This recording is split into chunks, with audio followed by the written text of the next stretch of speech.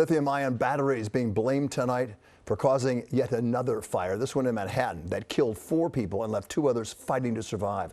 That fire breaking out just after midnight in an e-bike service shop on the first floor of a building on Madison and Catherine Streets on the Lower East Side of Manhattan. Flames spreading to the apartments upstairs and to a building next door. 2 women and 2 men were killed.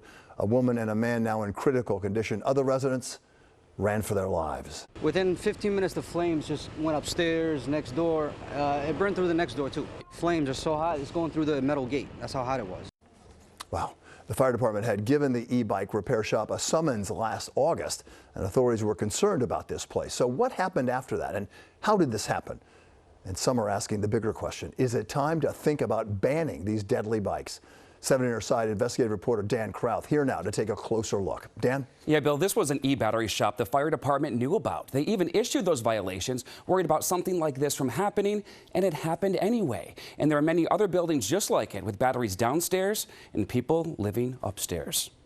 The fire department has been to this e-bike shop before, not to fight a fire, to issue violations. This location is known to the fire department. In September of 2021, a violation for how they were storing batteries.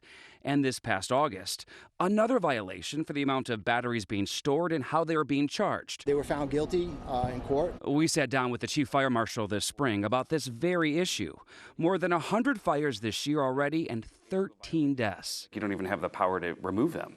Well, we issue a forthwith violation, so they have to comply with the fire code forthwith and remedy the problem. And we give them a little bit of time to fix the issue, and then we go back and re-inspect. Chief, how often is that happening? We go out to do inspections every single day. In this most recent case, city records show the owner paid a fine, had court hearings, and kept operating. We did do some surveillance recently at the location. The fire department says that was last month, and they did not witness any devices illegally charging at the time. Meanwhile, the mayor signed 5 bills into law recently.